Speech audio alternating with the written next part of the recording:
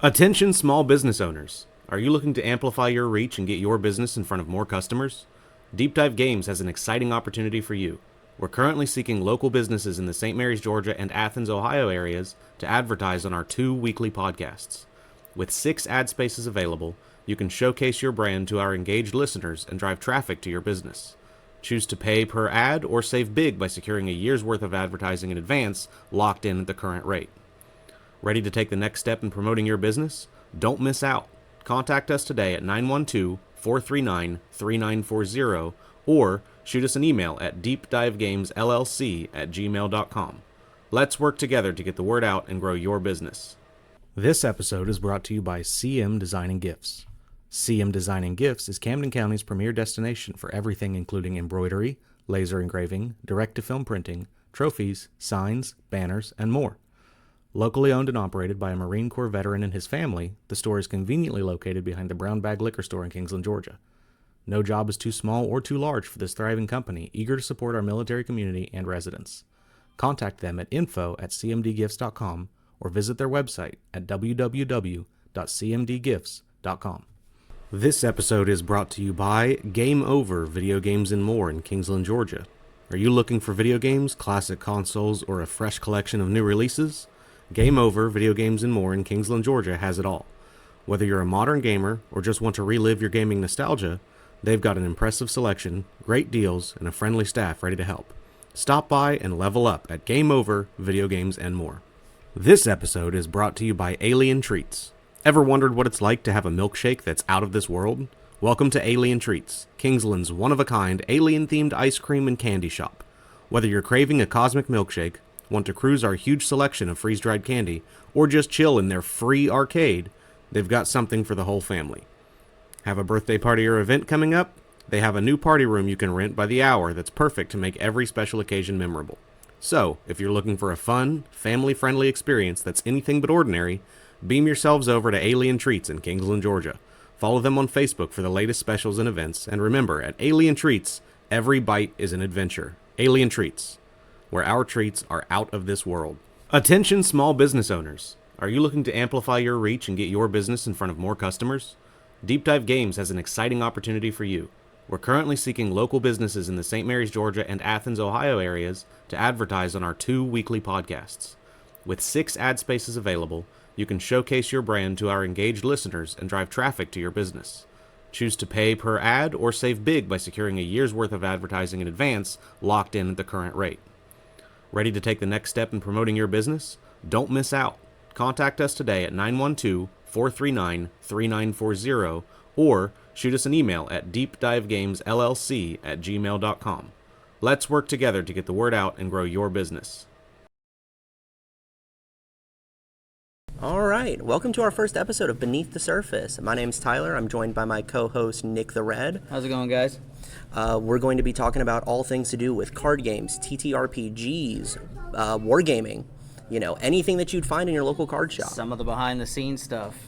Yeah, talk about stories playing D&D, Cyberpunk, go over stuff like set reviews for Magic the Gathering, Lorcana, Pokemon, One Piece.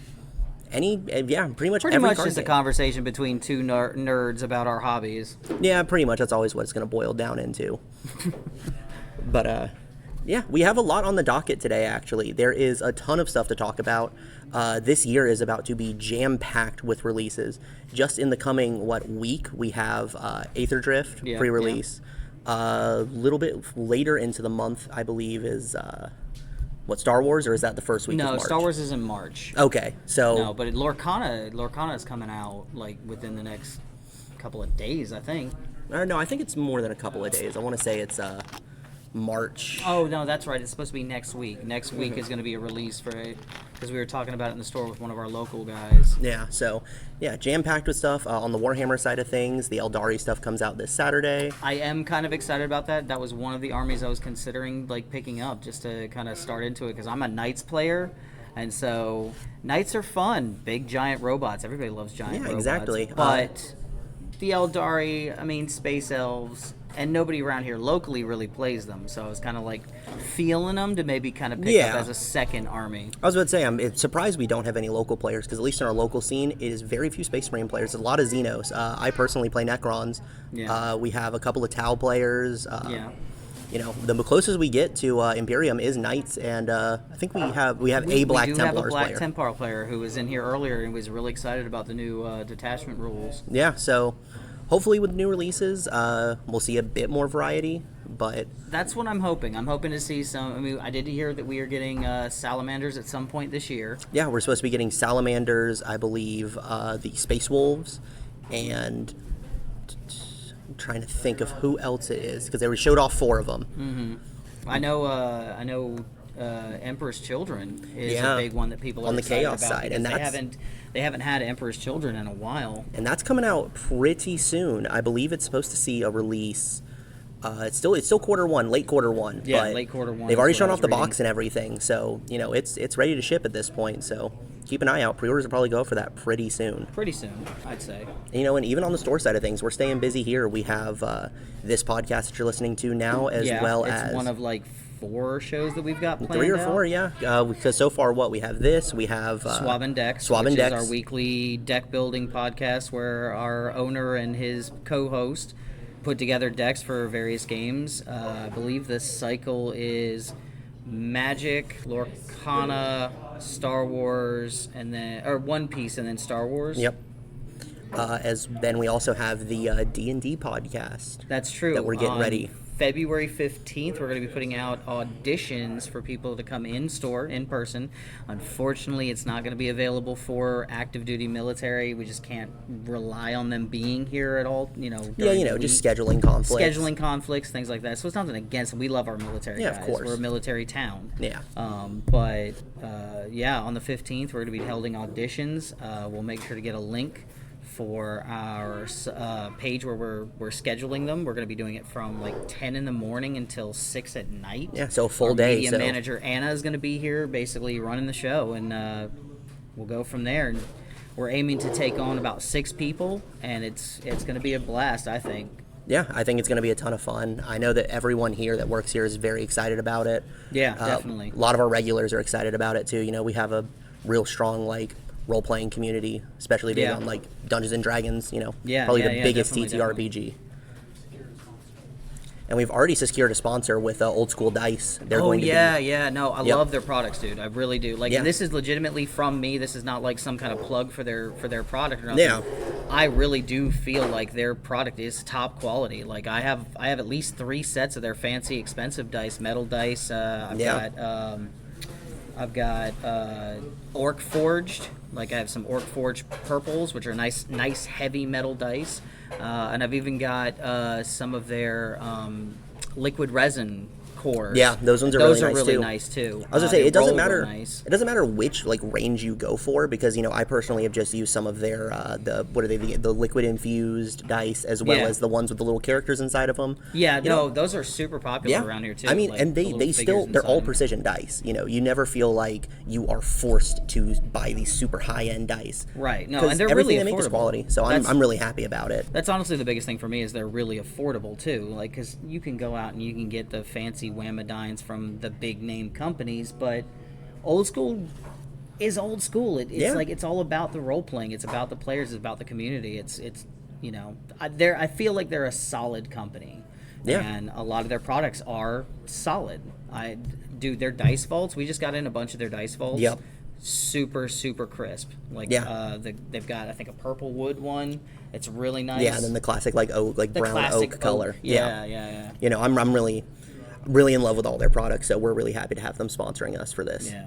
So like I said, again, that's all my personal feelings on the matter. That's not even a plug for their products. Oh yeah, no, I mean, as someone who's worked here for so long and is the manager, I try to test out everything. Sure. And when I use the dice, I was just genuinely surprised, especially at the price points. Because I'm used You're to getting that quality of product for the price that it is.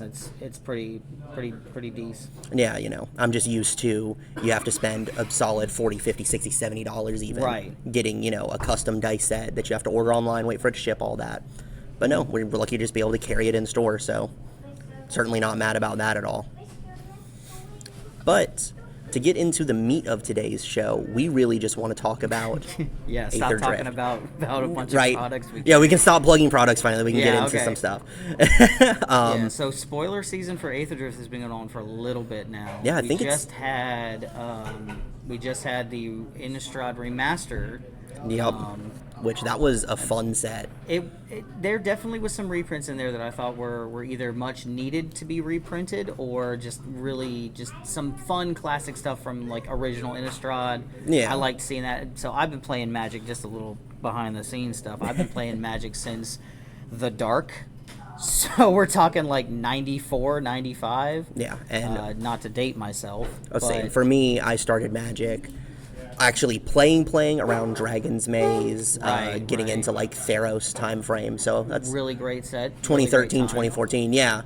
But Right so around Commander's kind of induction. exactly. So a big part of it is because of when I started, at least, I got to see a large circulation still of a lot of the OG Innistrad cards. So, Yeah. Innistrad Dark Ascension, Avacyn Restored. Yeah. Those were still in heavy rotation in a lot of your like Oh, yeah, modern definitely, pools definitely.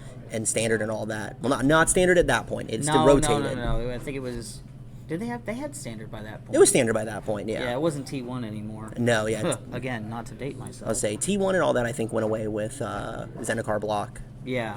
So, it was all the normal names that we're used to. But yeah, getting reprints. I mean, honestly, the biggest surprise to me was that they were going to reprint Edgar Markov, but I kind of figured they would because they've been kind of promising it for a little while. Yeah, and then finally getting it, and you've got 3 different versions of him. So Yeah. you've got Chase, the special poster art, which is really clean. Like, I do like the arts. Yeah. And then, in their play boosters, they have the retro frame and the regular frame, but I mean, it's Edgar flippin' Markov. Like, yeah, like one he's- of the best commanders to be printed so long ago. Yeah, that and up until this point had only had the single printing. Had the single printing, so you were paying out the nose for a copy on the secondhand market. I was going to say, I'm pretty sure I remember him peaking at about, 110, 120 as a single? Yeah, as a single. The deck itself going for like over 300 easily. Yeah, easily. And I mean, a third of that's just in the commander. Right. And that's not counting any of the great vampires that you need. But yeah, I mean, there was that, and there was also some great fluff cards, like the fact that they reprinted the Battle for Innistrad, which we just saw in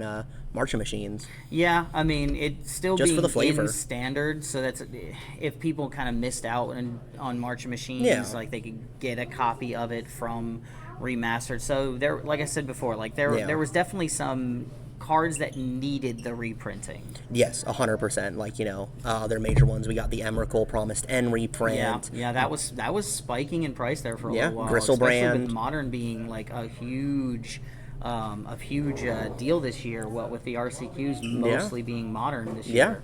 And is also just the fact that Gristlebrand got his reprint finally. I think it really Yeah, I'm shows. still so sad that he's not legal in Commander. Yeah, but I get think- it. He's cheatery in Commander because you have so much life. You can just Yeah, you can basically just spend dig it. through your whole deck. But at the But, same time, it'd be nice to have a 7-cost, 7/7 flying demon with lifelink. Yeah, I think it shows, though, that they're actually committed this go around to supporting other formats and not just being focused on Commander. That is true. I have heard around the store some of our local players talking about they're really happy that a lot of the reprints and things like that are being more aimed towards standard, more aimed towards modern, less aimed towards Commander. Like, Commander's a great format. Everybody loves Commander. I mean, it's the most popular format. It is for the a most reason. popular format, but I feel like with Foundations basically revitalizing standard, at least in our local area, it being a real big boost to the standard format, and then with the RCQs being the way they are, with last year being Pioneer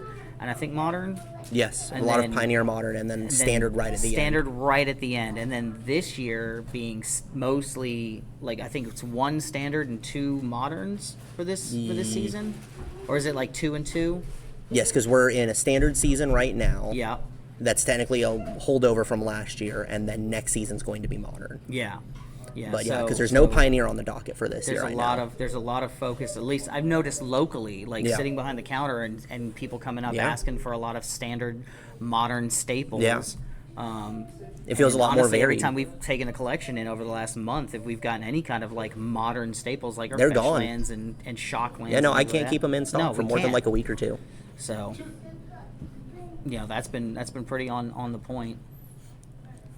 Yeah, but to get into it though, because talking about standard, with right. foundations. I know we keep getting sidetracked. I know we're start just talking about it, but with standard, foundations coming out, probably the biggest shakeup for standard since, I don't know, I can't think of a set that's done such a change up to a format like that. Standard felt like it was slowly. It wasn't dying per se. But it was definitely more on falling the to the back back burner for burner. a lot of communities. A lot of people I've talked to were just not really that interested in standard for a while now. Yeah. But now with, again, Foundations coming out, Bloomborough being Bloomborough as was popular huge. as what it was, and there's a lot of really great cards in Bloomborough. Because what it was, I love the Little Critters set. Yeah, I mean, and because it was really not a trifecta, but a quadrilogy, I guess. Basically a trifecta for the revitalization era, because that's kind of how it feels. It's like the revitalization era of standard. Like, Bloomborough came out, and everybody around here was super excited about it. We had people that hadn't played Magic in a while interested in picking up stuff because of it being like the Little Critters and things like that, things they enjoyed. A lot of synergies and things like that. It really kind of brought back the tribal synergies. Yeah, for sure. A lot of people really liked. It was a major cornerstone set, I think, is what it is. And then we had Dustmorn, Yep. which had that like 80s slasher flick vibe, which really resonated with a lot of like the older crowd. Yeah, and it was a nice shakeup because as we're normally used to, October timeframe, time for a new Innistrad, time for something gothic horror themed, and they going finally back to stuff that we've already seen. Yeah, but they wanted to shake it up a little bit, and give us something that just felt new. Brand new plane, brand new characters, a lot of returning characters. Personally, I liked the fact that it felt like they were progressing the story a little bit more. Because if you look, that we got a couple of new Zimones. Yep. And she's like a teenager now, and then Amanatu, she's a teenager. She's grown now. up. So I really feel like that was pretty neat that they went back and kind of took some of these older characters, brought them forward. Exactly. And we got to see more about what's happened with the Wandering Emperor since we last saw her. Yeah. We're getting more of that story progression, which... And I feel like that's kind of something that I've kind of felt has been missing for a while. I don't know. Like, maybe that's just that's my end of it, but like... I feel like a core story beat kind of like feel... Because I remember back in the day when... we could get books in the fat packs, and it told the complete stories, and then, eventually it was you had to learn from like through the set. You could see you could pick up the little pieces, right.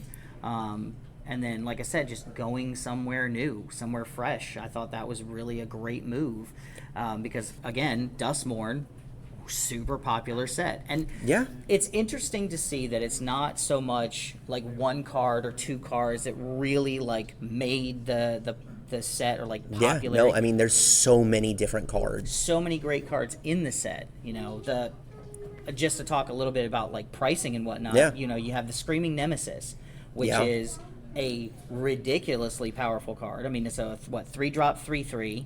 That has haste. With that haste. If you block it, so you put it down and swing with it, you block it, it takes damage, you're going to take some damage in the face, and when you do, hey, guess what? No more life. For the rest of the game. More life for the rest of the game. It's a very definite improvement on abilities that we've seen with cards like, Whip of Erebos, I believe. Was a big one that was played in Standard back in the day to deny life gain. No, Whip of Erebos was the one that gave all your creatures lifelink. That's and what then it is. You could, resurrect it was them from actual the graveyard. Erebos God of the Dead that stopped the life gain. Erebos God of the Dead was the one that did that, where you just cut off life gain. And I mean, same thing with like Reign of Gore and Tainted Remedy, things like that. But we've never seen anything that stopped it for just the whole game after the effect. Yeah. Normally it's something that it's an static effect while the permanent is honestly, in play, and then it goes away. Like, again, I don't have an encyclopedic knowledge of every card in Magic, but even if we have seen it, it's so rare that neither of us can think of an instance of it happening before. So that being, that's one of the mythics in the set. So I get it. Like, that one's going to be a lot pricier, but the fact that an uncommon card, Sheltered by Spirits, I think is Sheltered by Ghosts. Sheltered by Ghosts, that's right. That card seeing for its normal printing like $7. Yeah. An uncommon. $7 and I think the foils are what, 10, 11 ish, maybe. Yeah. And they're probably only going up. I mean, it's a super good card too. Like, so it's not surprising. But I kind of feel like a lot of modern Magic has really shifted the power. Like, yeah, you'll get one or two Yeah. like really powerful rares, But it's distributed amongst the rarities a bit right. more. It feels more spread out. Yeah, decks don't feel like they're built exclusively of rares and mythics with just some Right. basics thrown in Right, to which honestly keep the helps engine. the price But point for getting into Magic. Yeah. Really, you know, the fact that like you look at a modern deck and you're looking at $500 easy, a standard deck with some decent cards, you know, around 100, 150 for a decent deck, and a lot of it is just commons and uncommons. yeah, it is. Yeah, and I think it is a major push to show that, hey, you don't just have to buy collector boosters anymore. You know, play boosters are going to have the majority of your commons and uncommons available Right, to I you. feel like collector boosters are finally kind of hitting that spot where they are exactly what it's on the tin. They Yeah. are for, or aimed at, I should say, aimed at collectors. Yeah. You're there for the fancy arts. You're there for if you're looking for specific like rares or mythics, and you love the feel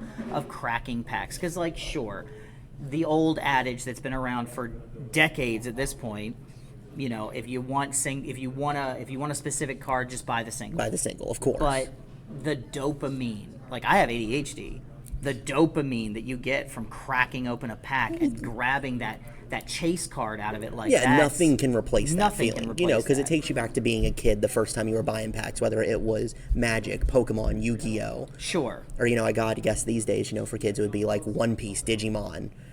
Yeah. You know, some of these newer card games or Star Wars even. I mean, I still get a thrill when I crack open. It's like, dude, the other day when I bought a box from here, right, and just on a whim, I've bought so many boxes of Star Wars. I have almost every card in the set in like quadruplicate. I've seen the collection. It's massive. I've spent a lot of money. I'm not gonna lie, but grabbing the box here, just on a whim, buying the box, cracking it open, and pulling that showcase. Yeah, nothing can replace that Showcase feeling. art. Who did I get? I know it was a side character that like didn't see normal play. Wasn't it the man? I'm trying to remember. It wasn't the The Quinlan. Mandalorian. Oh, it was The Mandalorian. That's my right. favorite character in Star Wars right now, Yep, and and I that had set to two I box. forgot it. Yep. But no, yeah, it was a set 2 box. I cracked it open and got the starter set leader and showcase. It's great. So Yeah. that feeling of cracking that open was just so much of a rush. Well, yeah, and it's a rush that you can't replace by just going on TCG Player Right, or you Card can't, Kingdom you know, or pushing wherever a few and just buttons, pushing a couple clicking a few buttons, links. waiting for it to show up in the mail. You know, it's Right. not the same. It's not. I mean, people know if One Piece cards show up in here, I'm a fiend. Oh You yeah, know, no, I'm 100%. I'm cracking through packs I mean, like you and every nobody's other business. One Piece player here, because dude, we can't keep them in stock like ever. No, I mean, I think that's just the game, though. It is a good game. I don't play it as often as you do, that's for sure. I was but, gonna say it's like, become my main TCG, and I mean I think that says something as someone who's been playing Magic for well over a decade. You know, Right, nothing right. compared to your multiple decades, but I feel like that was a dig. No, I feel like that no, was a how little could it be a dig? How ageist of you. you know how it is. But These young whippersnappers with their newfangled Pokemans, Pokermans and the One Piece, the One Pieces. but yeah, no, I mean, God, I've already forgotten what topic we were on. We were talking We're about talking standard. about we keep getting sidetracked. Yeah. We're supposed to be talking about Aetherdrift right Yeah. now. But so what I was trying to say, I think that even before Bloomborough, Thunder Junction felt like the first solidly. major place. If we're talking about story, we're talking about cards Sure, that are more than sure. just your rares and mythics being like and valuable and useful. Characters branching multiple sets, especially because of the Omen Path thing. Yes. Like, so it's no longer just relegated to seeing the same planeswalkers over and over and over. I mean, I know I love Jace, but I know he was We played out have for the a longest million time. printings. So like, yeah. No, the fact that the Omen Pass kind of opened it up so that now legendary creatures from the set can show up in multiple sets Yeah, now so- across the multiverse. So now you don't have to wait for a Ravnica set if you want Right. to see Rakdos or you want to see Teysa or Right, you know right. even Fibblethib. Oh, dude, Fibblethip, I love him. Yeah, you know, a fan favorite. But being able to see these characters in multiple locations also means that their story gets expanded on more. Right. And it isn't just, you know, the Lorwyn 5 or the Gatewatch or whatever you want to call them. Like Right. it isn't just their story with guest appearances from these legendary Right. creatures that we've seen. And honestly, I will say I have enjoyed the fact that they kind of did pull away from planeswalkers. I mean, with War of the Spark, we got so many planeswalkers Yes. that it kind of felt it was hard to keep up with. Yeah, I mean, and these are planeswalkers that we've gotten so many now that they just have them in the back pocket. That I'm waiting Right. for Teo to get his story. I'm sure. waiting for What was the shadow infiltrator guy? Davriel. Davriel, yes. I liked I'm surprised his we art. haven't seen him because I think he's from Innistrad. Was his Is he? home plane? I believe it's Innistrad because this whole thing is he was like. I know Liliana comes from Innistrad, doesn't she? No, she's a Dominaria. Oh, she is Dominaria. Yep, she's Okay. Dominaria. It's been so long, dude. Because we saw I remember when they came the out, uncommon and I'm like, legendary what of is her this brother. card? Yeah, the uncommon legendary of her brother. Yep, you're right. In the You're OG Dominaria. absolutely right. But yeah, no, Davriel would be really cool to see because he's supposed to be like the detective type. His whole shtick is that he makes deals with so many demons and always wiggles his way out of the contract, which is Right, where he's like, gotten all of his power from. Yeah, no, like him.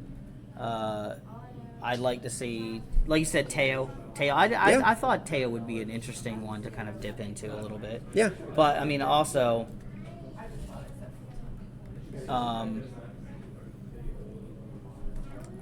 now with Aetherdrift and with the Omen Paths, the fact that the sets have this is the first set we've got where it's going to span multiple planes. Yeah, as a focus Right. point, not just as how what was it? March of the Machines actually. Yeah. Where it was on multiple planes, but it was really just but like it you was, get like, one separate, card, right? you get It your felt- battles, you know. Sure, it felt like more separate though. Yes, because there was definitely like the A plot that was happening on Dominaria, Right. and then there was like the B, C, D plots that were happening, Well, yeah, like just showing Phyrexia, like all will be one being the culmination of they all show up back on Argentum or for new Phyrexia. yeah, Or Mirrodin, Mirrodin, whatever whatever you want to you call wanna it, call it. like whatever the name was at the time, you know, because it existed, and then Karn showed up, made And it changed into it. Mirrodin, and then got infected, and it became new Phyrexia. yeah. So you know it's, but yeah, this is the first set we've had that spans across multiple planes as a major focus point. as a major focus point of the set, yeah.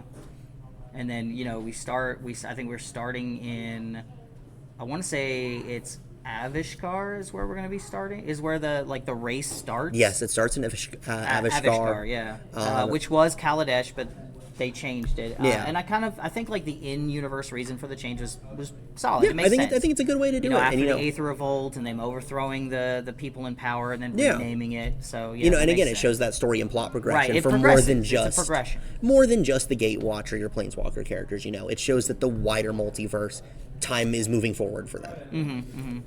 But so yeah, it starts in Avishkar. It goes into Amonkhet. Amonkhet is the second one, yeah. Yes, and then I'm trying to remember where the race finishes. I think I believe it's a new plane that we haven't been to before. It's at least only just been mentioned. Yeah. I think it has been mentioned, but we might have gotten a couple of cards from it in the spoilers. Yeah, I believe so. I have some of the spoiler cards pulled up here. I'm not sure if any of them reference that final location though. Looking at see. some of them, I mean, Let's see, handy the dandy Girapur Google. Grand Prix is what they're calling the store. Like the race's name is the Girapur Grand Yeah. Prix. So it makes sense that it starts in Avishkar. It's going to Amonkhet. Oh, why did I forget this? It's Muraganda. Right, Miragonda. That's what it was. I knew it was something that Yeah. had been yeah. it's been referenced It's before. been referenced a lot, like Muraganda petroglyphs. Yes. Which is a staple card in my my Shrewfist deck. Yeah. Because it's a bunch of like it says creatures with no abilities get +2/+2. Yeah, So because a I lot know of it the was Sapperling tokens and whatnot all have no abilities. They get +2/+2. Combine that with Ruxa, who also gives +1/+1 Yep. to non-creature abilities, and they can deal their damage directly to the player. It's super good. But yeah. anyway, sidetracked again. But it's so one the of three those. planes look like they're going to be Avishkar, and then Amonkhet, but it's specifically the city of Noctimoon, Yes. and then Muraganda. Yes. And Muraganda, according to what I'm reading, Muraganda doesn't have a team in the race. It's just a location that the Yeah, race is because I in. remember when people were seeing some of the key art that they released when they were first, teasing the set, Mm-hmm, people thought that it was, like, Zendikar again, or even just Ixalan. some giant jungle, because it's a giant jungle. Yeah, which is very similar to those planes, but this one seems to really be focusing on, like, the megafauna, like, big plants, big animals, not just dinosaurs. I don't think we've even seen any dinosaurs in this, actually. It seems like it's more like...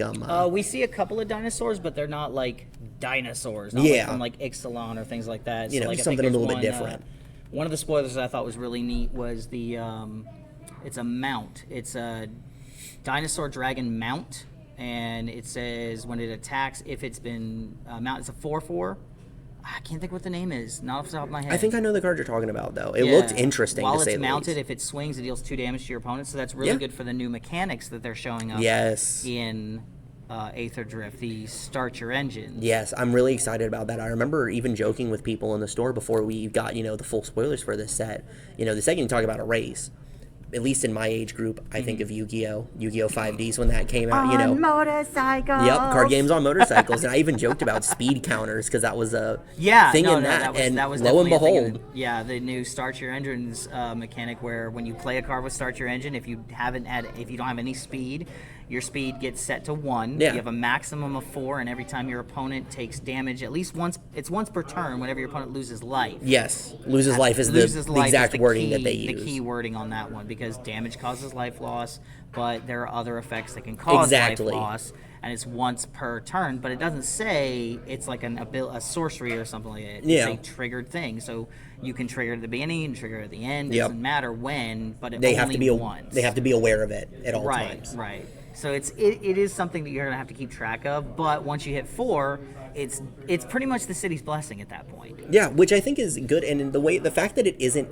counters that are being used here, it's similar to the ring tempting mechanics from because you can't Lord of the cheat it. Rings. You can't cheat it. You can't proliferate it. You can't do anything unless they eventually release a card that specifies that you can manipulate those sorts of timers, clocks. But I really feel like, just looking at some of the spoils earlier before we started the stream, or the recording,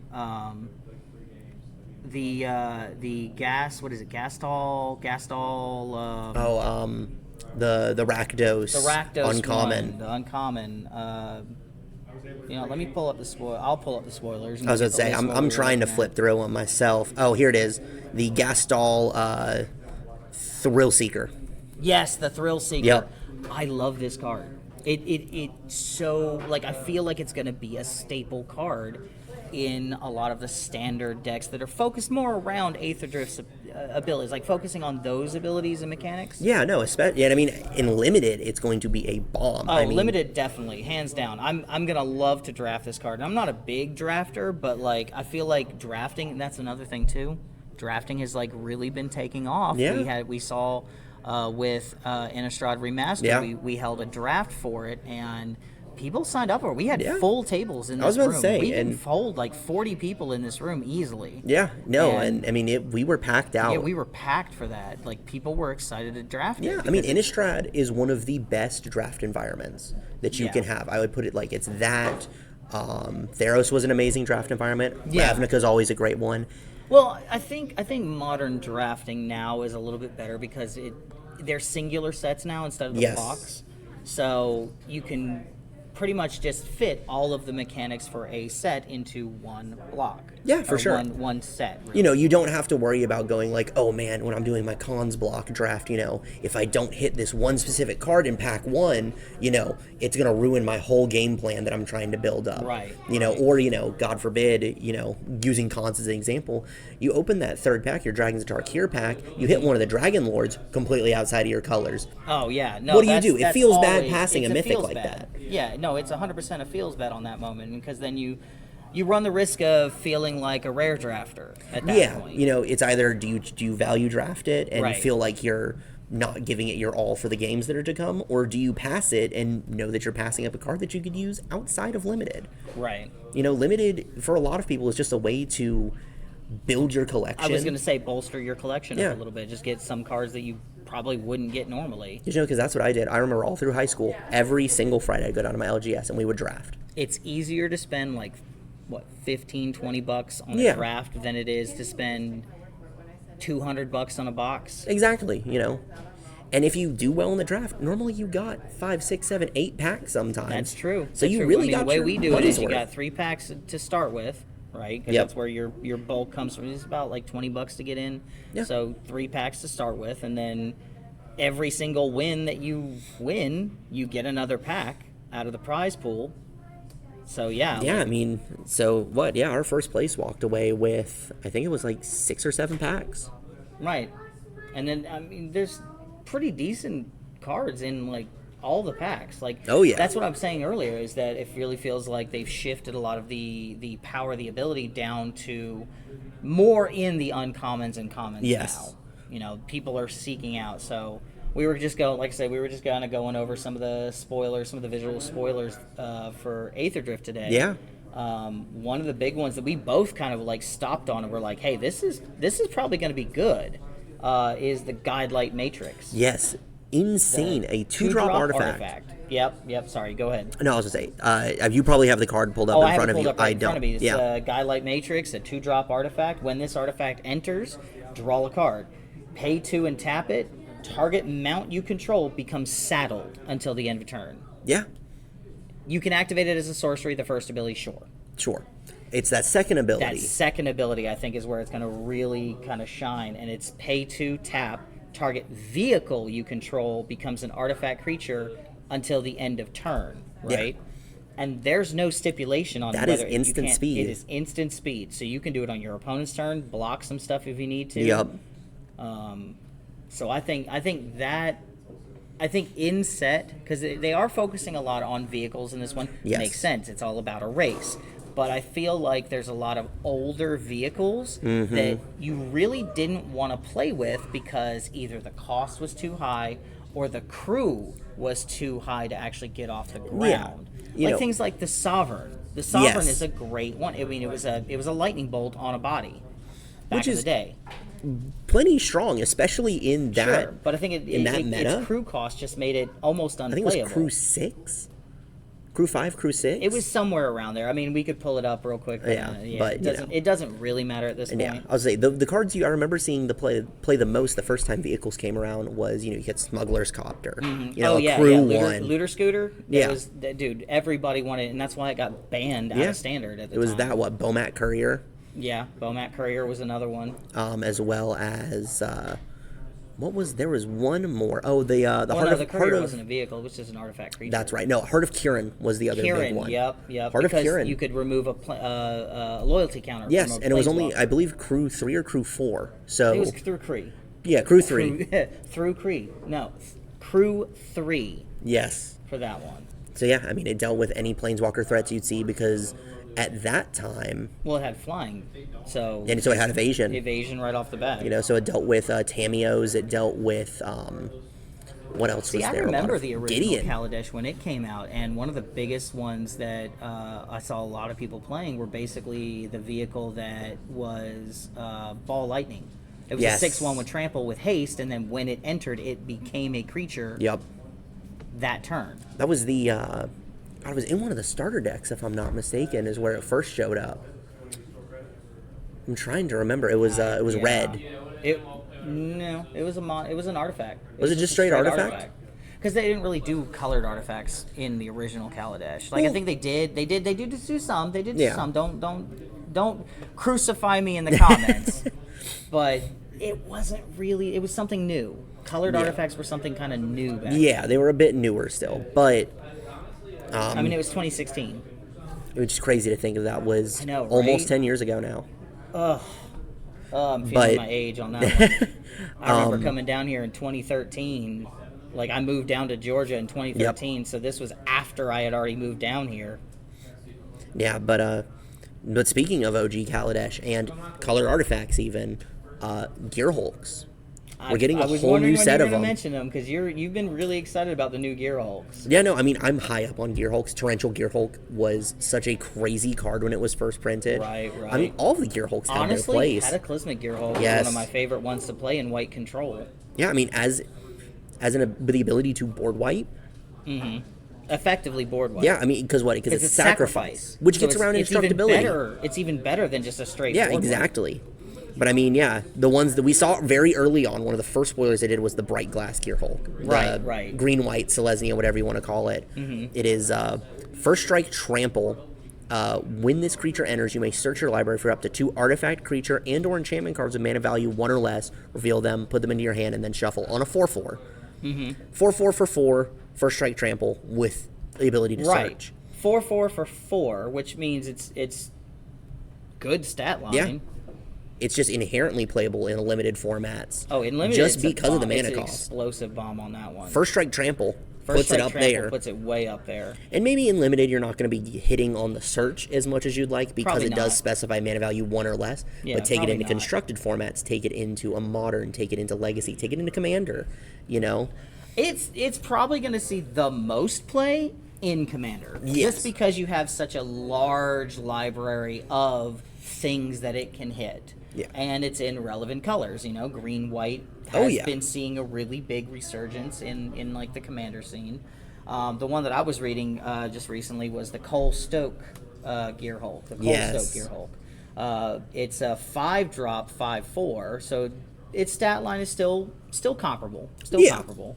But it's Menace and Death Touch, and then it says when this creature enters, put a target creature card with mana value 4 or less from the graveyard on the battlefield, reanimation, Yep. which is a really popular strategy, with a finality counter on it, and that creature gains Menace, Death Touch, and Haste, which, I mean, that can close a game out. Oh, yeah. You pay 5, you drop this, you get back, it says mana value 4 or less, there's plenty of good stuff in that range. Screaming Nemesis is something Screaming you could Nemesis, bang, right there. You Yep. get that thing out of the graveyard, especially if it died earlier. It swings in, it's got Menace, it's got Haste, it's got Death Touch. grab. They don't want to block it. Blocking it's already a pain. It's hard to block, yeah. And then it says at the beginning of the next end step, exile that creature. So I feel like that kind of keeps it fair. Yes.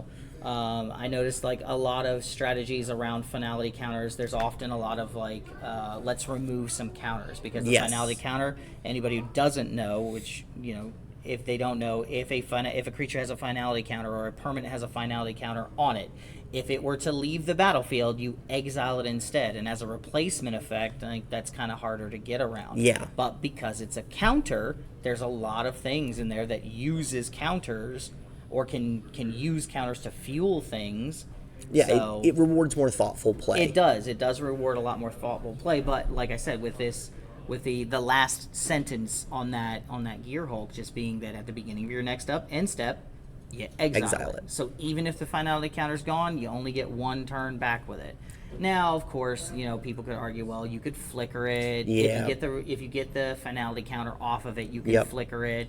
You can put it back in your hand or what Yep. have you. There's still going to be ways There's that still going to they're be going ways to find a way to around, but loop it it. feels like they're trying to make it harder to do. Yes, it's something you'll see more in like a commander format. Sure. Or something that you have more access to tools. More casual. Yeah, You know. like I'm not sure that one specifically is going to be like a modern staple. No, I Probably not, but I mean, still, like it definitely makes you think. Yeah, another one that I'm really liking is the Oil Deep Gear Hulk. Mm-hmm. It is the blue-black one. It is 4-drop 4/4. Again, lifelink ward 1. Mm-hmm. When this creature enters, look at target player's hand. You may choose a card from it. If you do, that player discards that card, then draws a card. So it's kind of utilitarian in that sense. The lifelink ward, you know, always really strong. Sure. The fact that your opponent is having to spend extra resources to remove it, and if it's hitting, you're gaining life. You're creating that that gap with your opponent in a 20 life format. 4 is a lot. It is, yeah, no, 100%. Because if you're dropping them down by 4, that puts you that much further ahead. Yeah, and I mean you're getting hand info on your opponent. Yeah. You're making them discard something, and then sure they draw something, so it's not amazing, but No, but hand disruption can get rid of something like a key piece in their Yes. hand, and then they just don't know what they draw. Like you get rid of, they're stuck on X number of lands. yeah, You get rid of a land, they draw non-land card. Now they're Yeah. still stuck. but also because it specifies target player, you can target yourself with that ability. That's true. You can loot. Is it looting? Because you're discarding first Yeah. and then drawing. No, that's rummaging. Rummaging, yeah, Rummaging. because you Looting is discard you draw first. first and then Yes. discard. So it's the Yeah, so discard it's first and then a rummaging. draw. So if you're having difficulties with you're searching for that land, that third land to put your whole deck online, or you just need to cycle some stuff out. It's basically like cycle Yeah, on a body. on a 4/4 body. So something interesting that I noted looking through a lot of these spoilers. How are we feeling about the vanilla the vanilla creature, the legendary vanillas, the Yes. vanilla legendaries. I think it's interesting. It definitely harkens back to like Legends. Yeah, When we were yeah. first seeing you'd see these crazy Where creatures. Legends first came from. Yeah, where the term legend came from, and you'd see these crazy creatures with a ton of text on them, and it's all just flavor text. Yeah, it's all just flavor text. And it looks like there's a cycle of them all. Yeah, I was about to say because there was the 2-drop 3/3. The 2-drop 3/3. They did that's that's power creep, because a 2-drop 2/2. Yeah, it's better than bears. a bear. It is better than a bear. Yeah, and then you've got a 2-drop 4/1.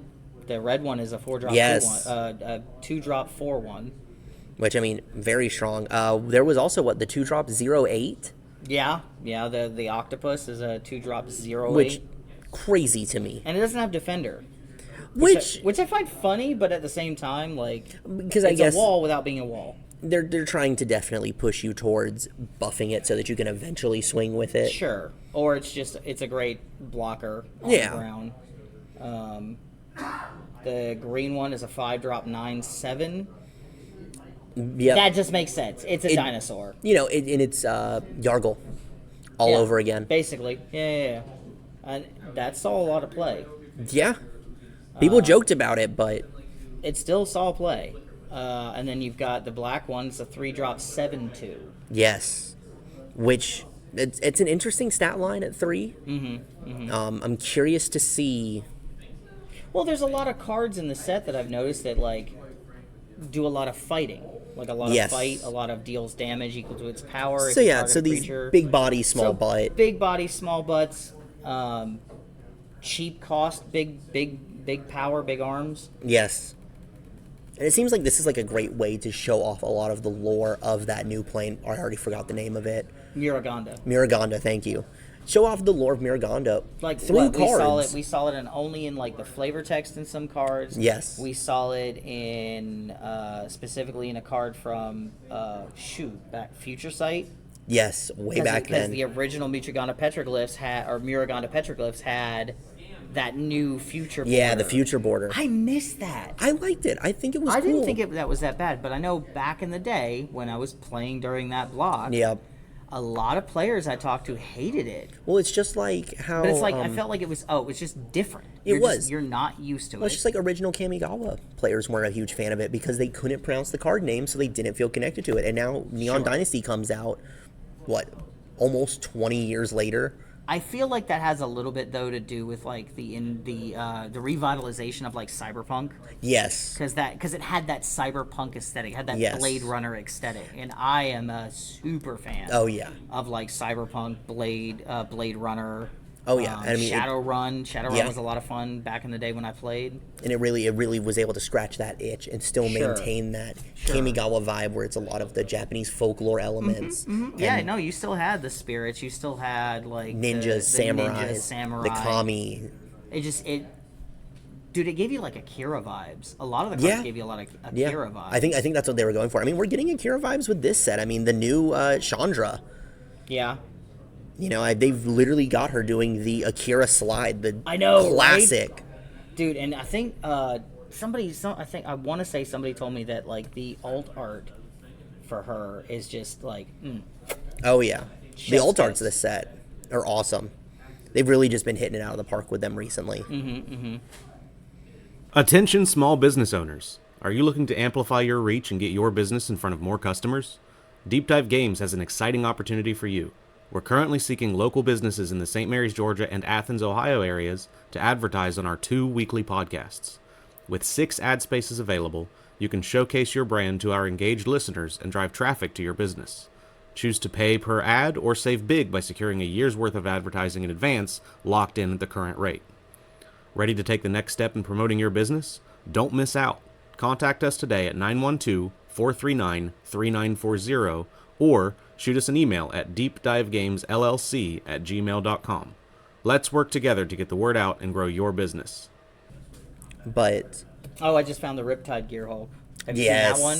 yes, that's the blue white one. Gross. It's a 5-drop 2/5 with double strike and prowess. Prowess is the big thing there. And then when it enters for each opponent, put up to one target non-land permanent that player controls into its owner's library. Third from the top. Third from the top. So just get rid of that. Yeah. We don't need that on the board. In a standard 20 life 60 card format, you're probably not going to see that again. If we're at the point where we're dropping 5 drops, by the time you're dropping 5 drops, you're probably not going to draw into it unless you are running a lot of card draw. And it's a nicer way of saying get that out of the game. Yeah, it's just basically remove it.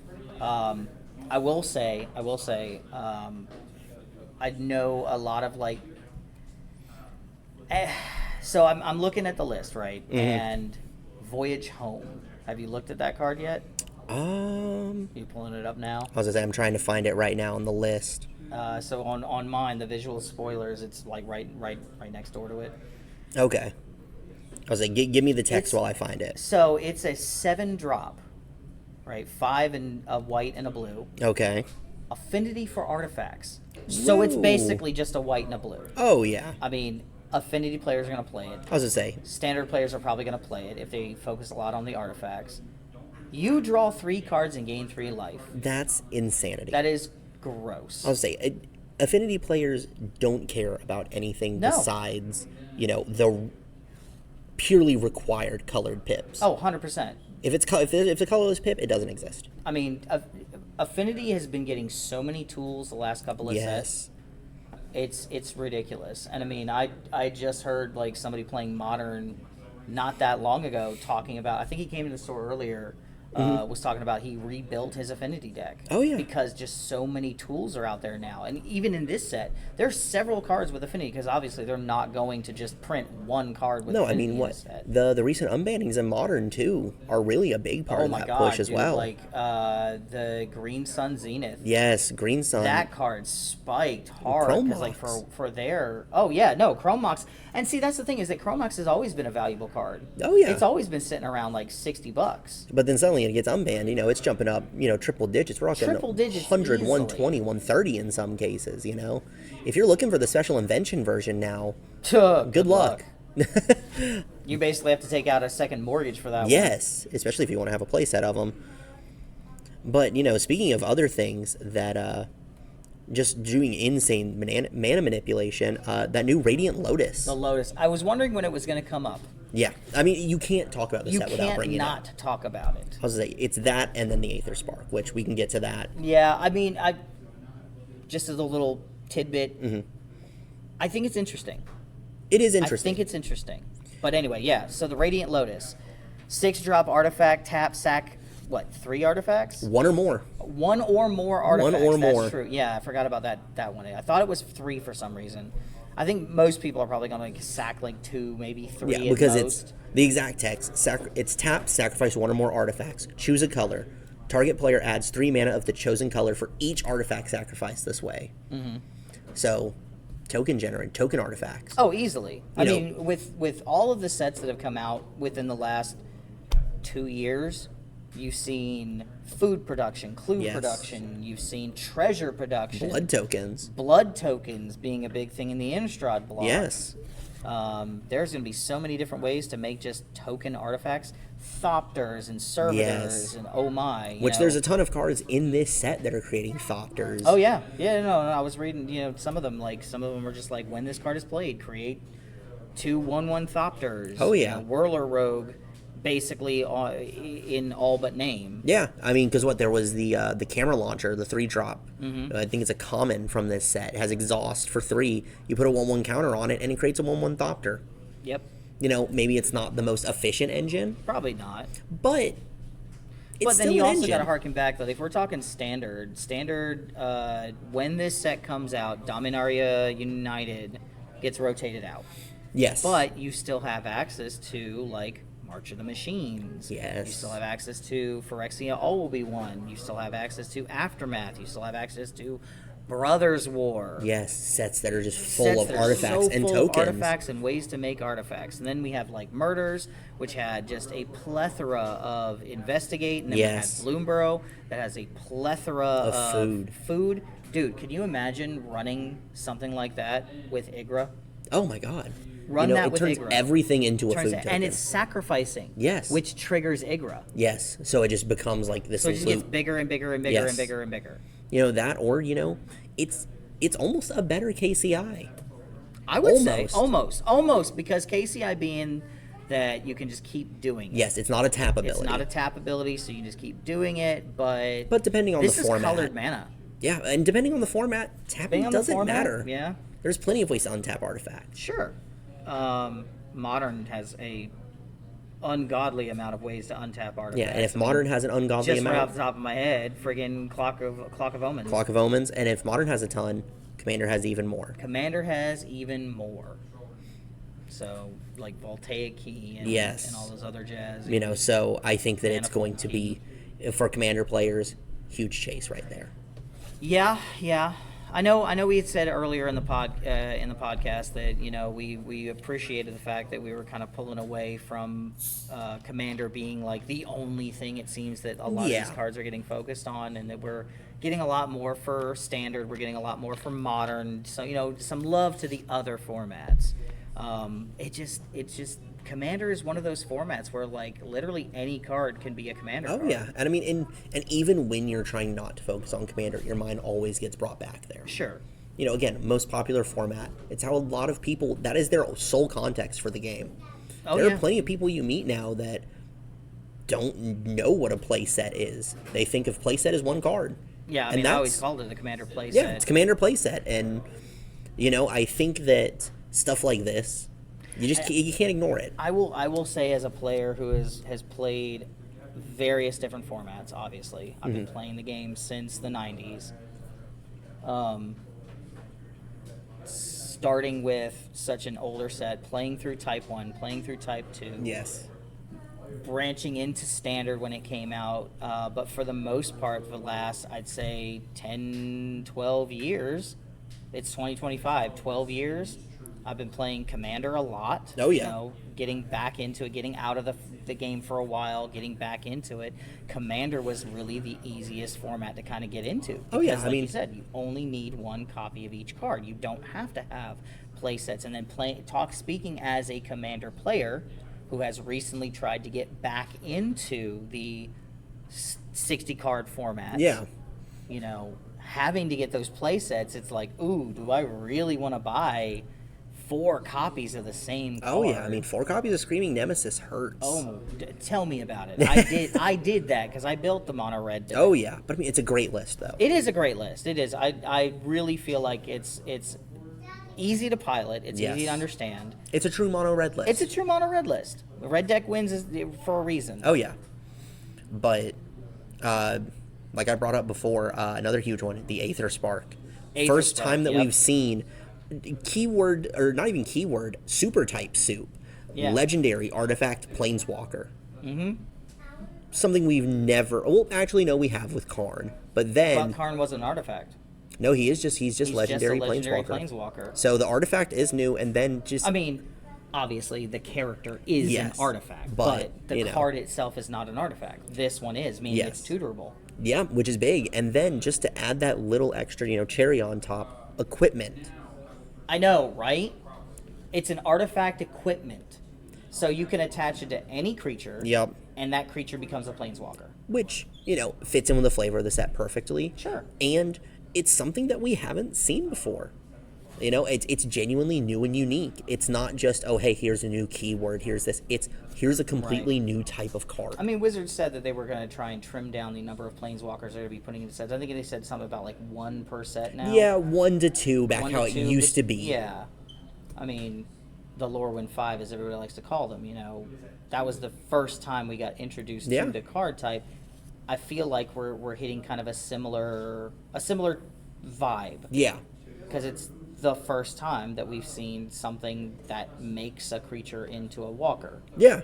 And just to read the exact text on the card, it's as long as the Aether Spark is attached to a creature, the Aether Spark can't be attacked and has, whenever a equipped creature deals combat damage during your turn, put that many loyalty counters on the Aether Spark. Right. It's +1. Attach the Aether Spark to up to 1 target creature you control. Put a +1/+1 counter on that creature. Which is relevant. Always. -5. Draw 2 cards. And then, I mean, with the way that it generates loyalty counters, Yeah. that's definitely the costs viable. aren't as bad, and it starts at 4 loyalty. Sure. And then it's minus 10 is add 10 mana of any one color. Gross. Which, you slap this on a 6/6, Oh, easily. which turns into a 7/7. You swing once, you're able to pop that and keep the Aether Spark on. Yeah, 100%. So the costs are steep, but there's a reason for it. The It's generation. so easy to generate the loyalty counters on it. You give it to anything with a decent. I mean, there's at least 4 cards that we looked at so far that if you put it on there, it's going to generate more loyalty than what you lose when you pop it, and it can't be attacked. yes, it has to be, the creature has to be taken out first You gotta take out the for it to creature even first. be a relevant target. Right. And then, sure, it's an artifact, so I'm sure the arguments in the comments are going to be, it dies to naturalize. Naturalize, Shatter Storm. Sure.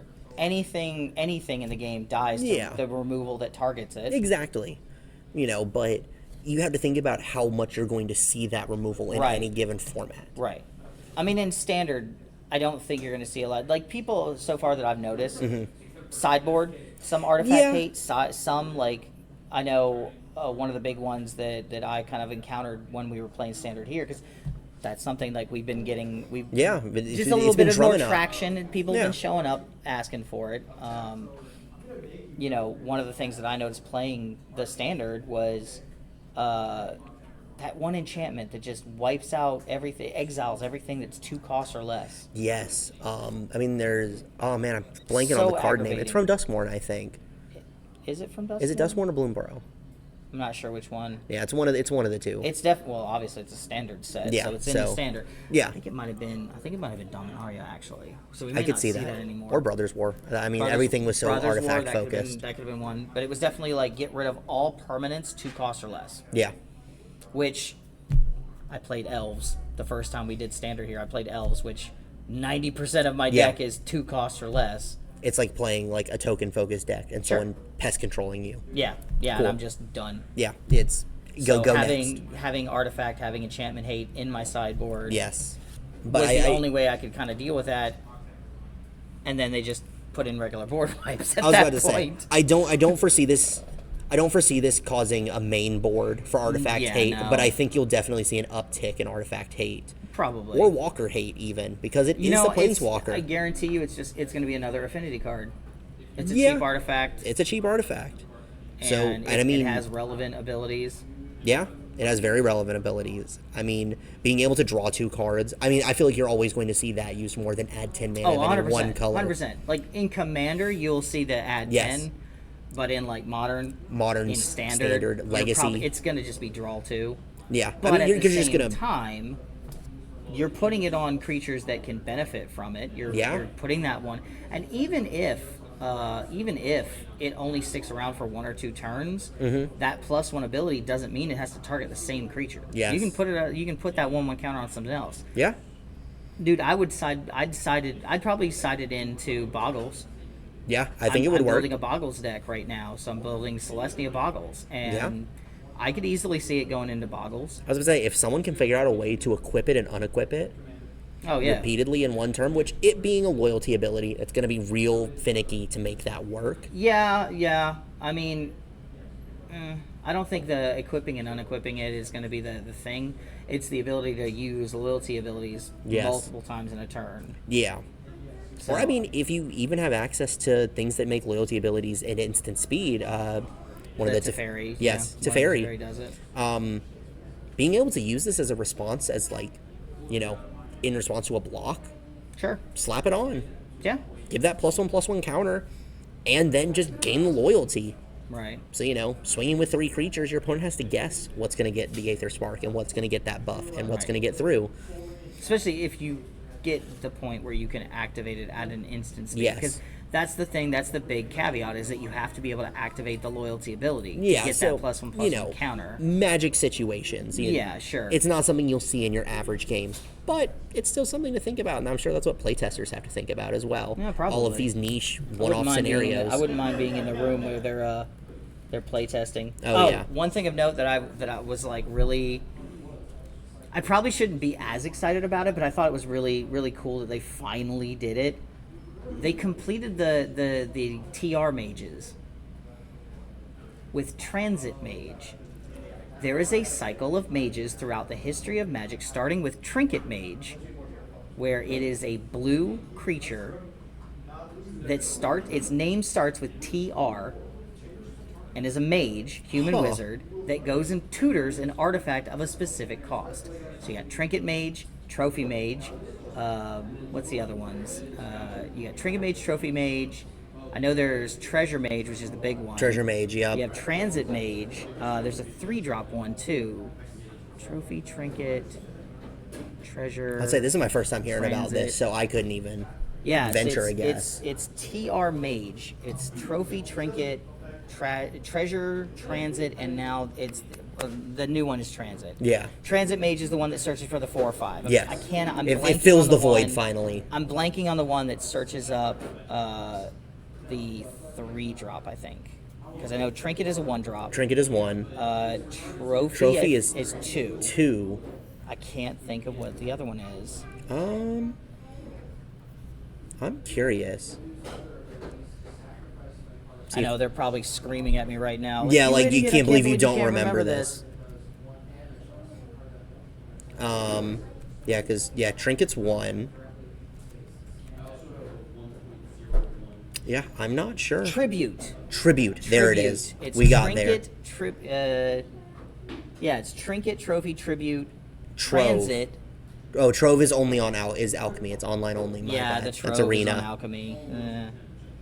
But yeah, it's Tribute, Transit, Trophy, and Treasure, and Trinket. Which, man, shout out to Scryfall. The fact I was able to type in TR Mage and it was able to pull up it just all pulls of them those. Up. I wonder how knows. many people have actually been searching Yeah. that lately. I'm sure that's a single-digit search right there. Yeah, only us nutters. But, any other cards that are major highlights? I mean, we've obviously gone over some of the big ones. We touched on the Chandra. Yeah. We've talked about the multicolored Gear Hulks. Yeah, which are a big one. Yeah, I mean, I think that's just a huge pull because that's, again, a fan favorite thing from the original Kaladesh set. So being able to see them come back and be expanded upon. Oh, here's something that's interesting. I'm probably butchering this name. Give it a shot anyways. Mu Yanling. Oh, Mu Yanling. Yeah. Is going to be a standard character now. Yeah, which it's nice to see because she's shown up once or twice. I know she showed up in. Well, she was a dual deck for the Chinese release. Yes, the global. They called it Global Series. The Global I think. Series. Yeah. Which we saw. It was Mu Yanling and John something. The green. Jiang Yu or something. Jiang Yu sounds right. Yu. Yeah. We're butchering these names. I'm trying. I'm trying. American. I play Honkai. I've heard some Chinese names. That's all I can say.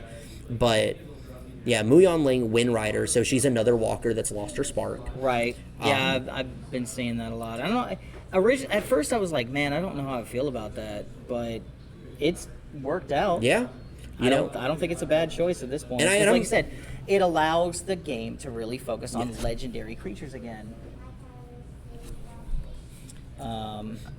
But it shows that they weren't messing around with like the far-reaching ramifications of the end of the whole Phyrexian War. Yeah. It really feels like it harkens back to when Urza and the original Brothers War. Yeah, the original Brothers War. With Urza and Mishra. Yeah.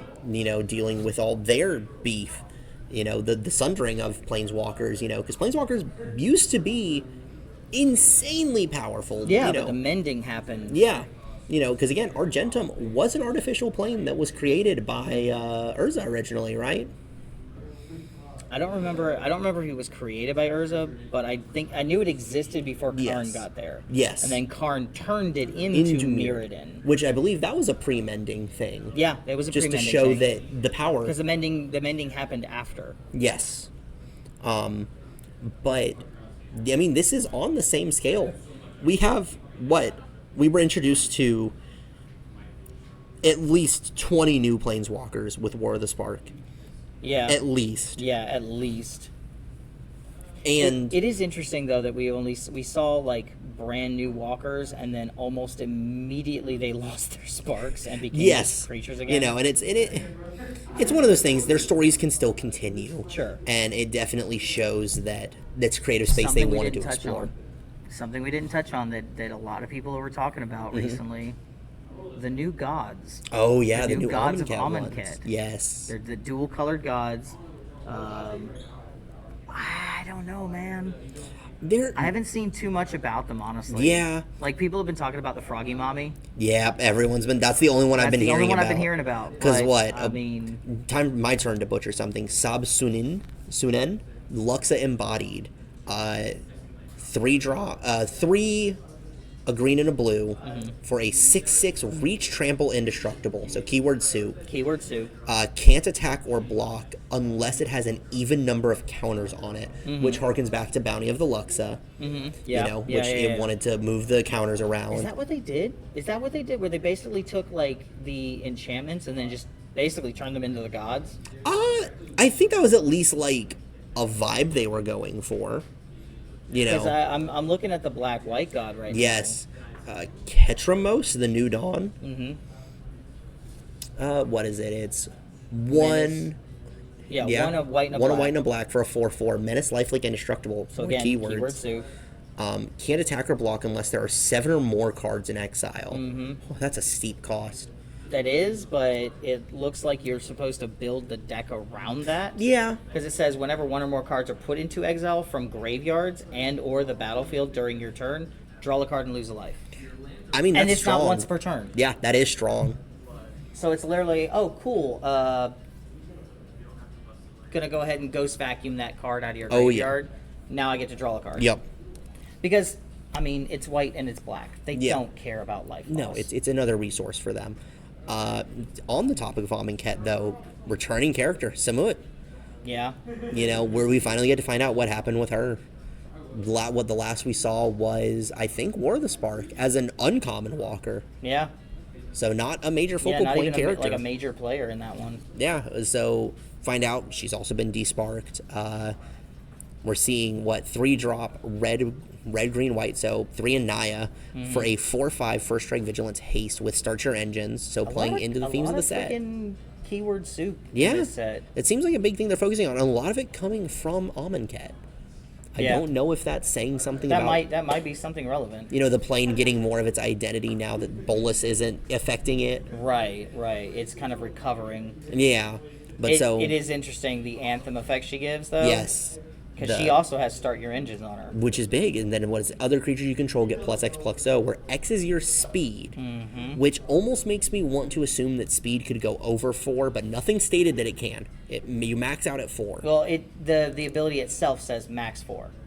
True. So that means at most it's +4/+O, which as an anthem is strong, especially in those colors. I think the next ability is probably going to be the most relevant though. Yes, non-creature spells you cast cost X less to cast, where X is your speed. Oh god, more affinity pieces. Exactly. I mean, go back to the Lotus that we were just talking about. It takes a 6-drop down to a 2-drop. That's absolutely disgusting. I mean, don't get me wrong, this is a 6-drop character. Yes. And it's 3 colors, so it's going to be harder to get out. It's hard to get out. It's definitely, I'd say, a commander piece. I really feel like this one probably is commander.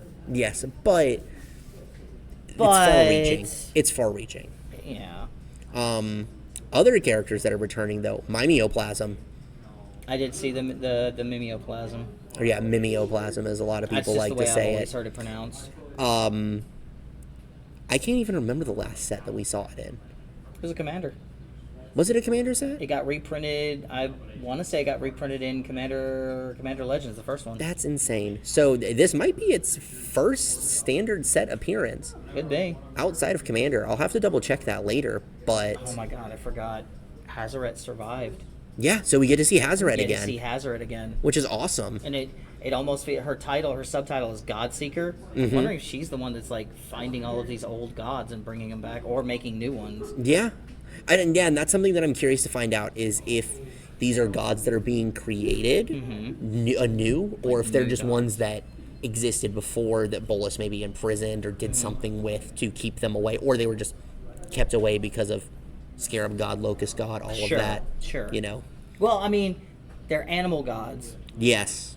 Hazret is a jackal-headed animal god, kind of. Yes. And then all of the new ones are animal gods. So I think it's they might just be new. They might be new gods. I'm sure the lore is already coming out, and I just haven't been looking it up to read it. We didn't really kind of prepare before we jumped on this one. Yeah. We're probably going to do a little bit more research next time. Yeah. But, I mean, this is supposed to be just a casual conversation. Exactly. Anyway. You know, it's not an endless amount of research. So the last thing that I wanted to kind of touch on for probably this episode, we have been going for about an hour and 10. I know we said we promised our media manager that we would try and keep it under an 2 hours. 2 hours, she'd like it around an hour and a half. Yeah. So we got about 20 minutes. But the last thing I kind of wanted to touch on, specifically about Aetherspark, is it just me, or are we getting a lot of Tron-esque cards? Because I'm looking at Cloudspire Sky Cycle. Yeah. And it looks like the Light Cycle. And then one of the new legendaries in the set, Colodin Triumph Caster, looks like one of the Tron guys. One of the bad guys from Tron. Although I don't think he's a bad guy in this. I don't know anything about him. But being a 2-drop, Boros, and you know me, I love Boros. Yes. That was our team in the Battle of the Guilds, and we won. Ravnica Remastered, which is crazy to think that was already well over a year ago. 2 years. Yeah, it was 2 years. It was here, so it's probably about 2 years ago now. Yeah. Mounts and vehicles you control have haste. That's just strong. That's just strong in and of itself. You know, I mean, they're mounts really because pushing. they're just creatures already and can attack. But vehicles, like, you can turn the vehicle into a creature. Yeah, I mean, just like with the Guidelight Lantern that we were talking about. You know, easy way to just turn them into a creature. Oh God, no! I'm sorry. I should have read the other 2 abilities on him too, because he's got 3 abilities. But most of these guys, whenever a mount you control enters, it saddles until the end of turn. So it just gets its ability. So it has haste. Yep. It can swing immediately. Yep. And it gets its saddle ability, which a lot of times are really, really powerful abilities because of the stipulation of needing to be saddled. Yeah. And then lastly, whenever a vehicle you control enters, it becomes an artifact creature until end of turn. It's still right then and there. They're getting in. As soon as I drop it, it just swings in. Yeah. Hang on, let me drop this what is that one from Ravnica that creates the angels? Parhelion 2. Parhelion, that's the one. Yeah, Parhelion 2. Yeah, let me just casually drop this Parhelion 2 real quick. And it swings and I get a 4/4 angel. Yeah, I mean, insane value. But yeah, no, I think the influences. I just found the art for Chandra. Yeah. It is so good. It's cool. It's so good. You know, but I think the influences that they're pulling from for this set are a lot of fun. And again, it shows that Magic is willing to cut loose a little bit from like those high fantasy influences that they've been playing on for so long. But I've definitely heard a mixed bag coming from a lot of people. Yeah. Some people like the classic, the fantasy thing, but honestly, I've really felt like being on Dominaria for so long. Yep. Keep going back to Dominaria, keep going back to Ravnica, keep going back to Innistrad. I actually do like, and I'll never admit this in person, but I actually do like a lot of the new places to going. I've been saying for years that I'd love to see new planes. I'd love to go places that we've never been before, or at least something different. Seeing a progression. I loved Kamigawa and Neon Dynasty. Yes. I played a lot during the original Kamigawa block, and I'm a huge, old samurai movie guy. Like, I have the entire Zatoichi collection at home. But the Neon Dynasty was cool. It was great. It was interesting to see the progression of things. See things that were in the original set come back as different things. Beseiju and Hidetsugu. Yeah, I mean, turning into a demon, that just made sense. Yeah, and finding out what happened with characters like Hikijiki. Right. The whole through all the fables and whatnot. Exactly. Just that progression of things. And and I'm sure that there were people way back in the day when we first started leaving Dominaria that probably had the similar misgivings. The same attitude, the same people vibe are just always a little wary of change, and I think as time goes on, it's just going to keep proving itself. I mean, they really haven't missed with it yet.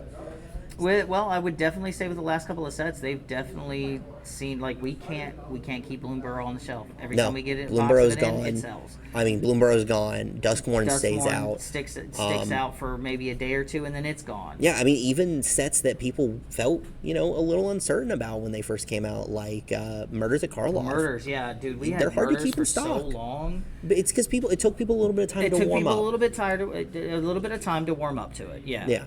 Yeah, and I think it was probably just because some people were a little confused because it was Ravnica Remastered straight into Murders. So it was Ravnica. But, it's something that we're used to, back in the days of, especially for the We Can Remember, back in the days when it was blocks instead of just one-off sets, we would be in Ravnica for 3 full sets. Right, which would be like half a year or more. So you're experiencing the same place, the same characters, the same, general mechanics for half a year. And it took so much longer for, like, the story to get out. Because you were waiting so long for the releases. Oh, yeah. So, I mean, I'm interested to seeing where it's going in the future. I know the next couple of sets that they've kind of already I wouldn't say spoiled, but they've definitely let us know. Hinted at. They've definitely let us know, like, what's coming soon. Yes. Final Fantasy, that's something. The Universes Beyond, with the induction of Foundations, Universes Beyond sets from here on out are going to be standard legal.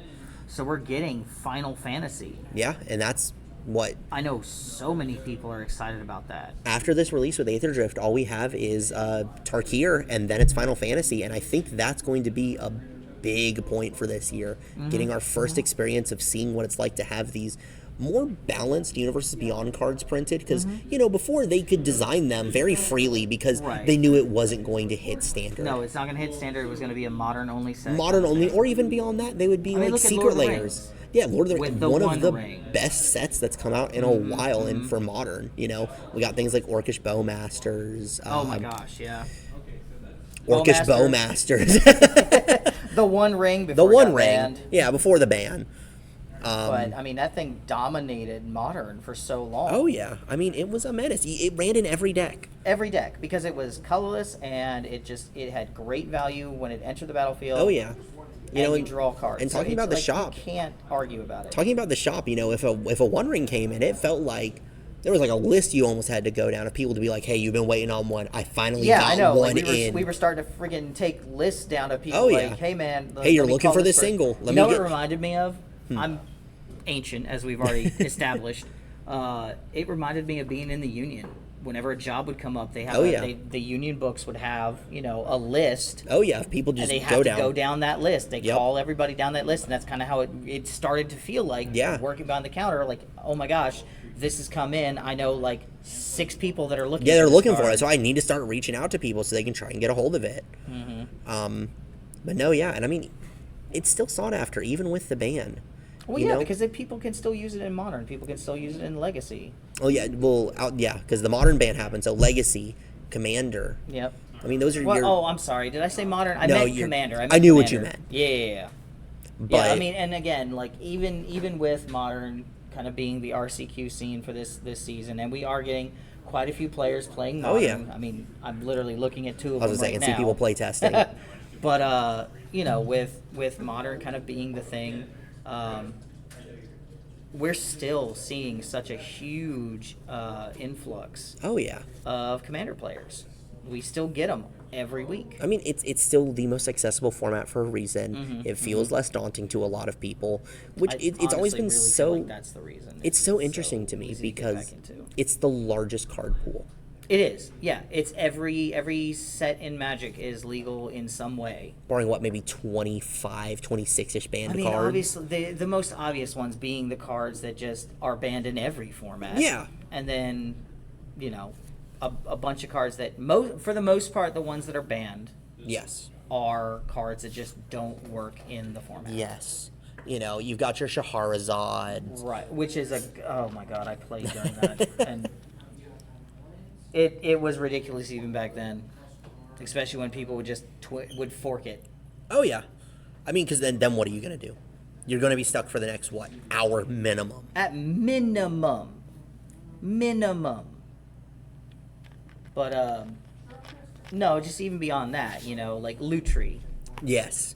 Where it's basically, they were like, oh, it's going to be a given card in any of those colors. If people are running those colors, they'll just add that in as an extra card. It'll be the 101st card of somebody's Exactly. deck. And something like that. I kind of felt like the rules committee could have done a little bit better with it, because it was an interesting card. It had a really cool ability, but at the end of the day, I get it. I understand. There are enough cards in Commander that just feel like an auto-include. Right. We don't need another Command one. Tower. Soul Ring, Command Tower, Arcane Signet. I mean, we have even a dedicated... in monocolored decks, I run Arcane Signet because it's a 2-drop mana rock. Exactly, and it's just in case someone's running Land Hate for whatever reason. Sure. You're not completely out of mana. I mean, we have a binder here in the shop of just dedicated Commander staples. Oh, yeah. I mean, we've had so many people coming in, and like I said, we have had such an influx of Commander players that we basically need. When we took a collection and it had, 20 of each cards, we literally just put together a binder of just those cards, keep it behind the counter, and if anybody's asking after them, yep, we got you. Yep, there we go. Make it quick and easy. $2 and they're all yours. Yeah, I mean, it's just one of those things, but yeah, I mean, we've tangented off again. I don't even remember what the original topic was. I mean, we were kind of just finishing up Aetherdrift spoilers, like what we are kind of seeing, what we kind of think is really cool. There's a lot in this set.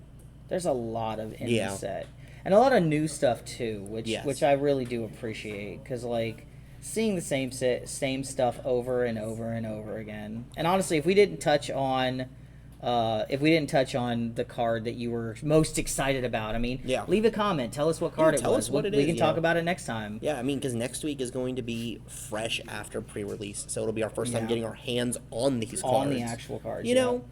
And so we'll really get to see what is what powerhouse shakes out of this set. What shakes out? Over the next week after pre-release. Yeah. What's something that people thought was going to be super strong and kind of dudded out? Yeah. What's something that people were hating on that ended up taking off?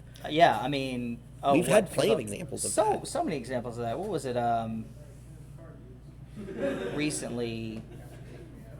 I mean, Screaming Nemesis was a card that people weren't very high up on. No, that's a perfect example of it, because people were really not high on it. I remember when the set came out, those things were maybe $7 a piece, yeah, maybe. I mean, and people were they way more excited about the Razorkin Needlehead. Oh, yeah. Yeah. Or the Fear of Missing Out. FOMO. FOMO was so popular when it first came out. What, it's a $1 rare? Maybe.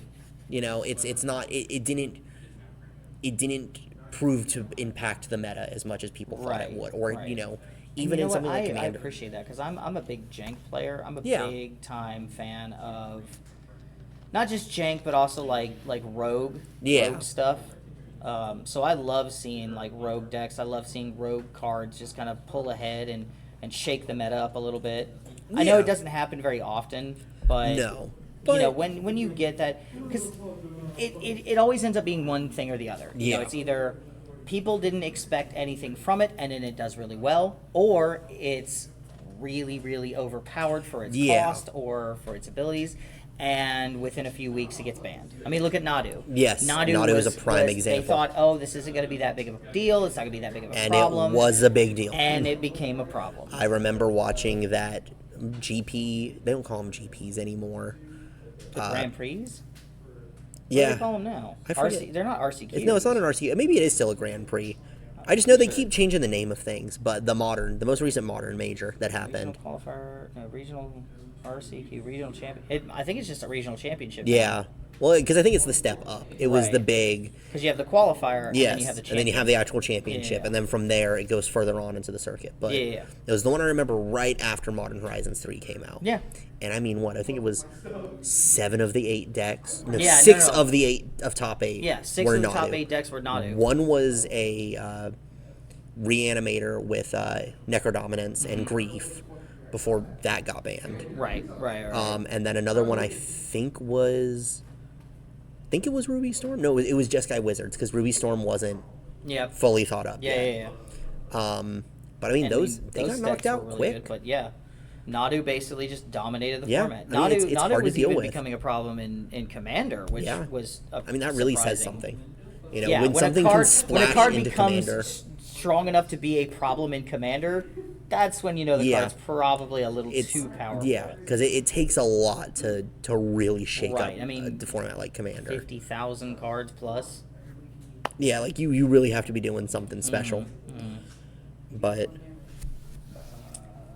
Well, that is just under an hour and a half. We've been talking about Magic for the most part. then, as a quick closing thing, I had to look it up because it was Bugging itching you? at the back of my brain.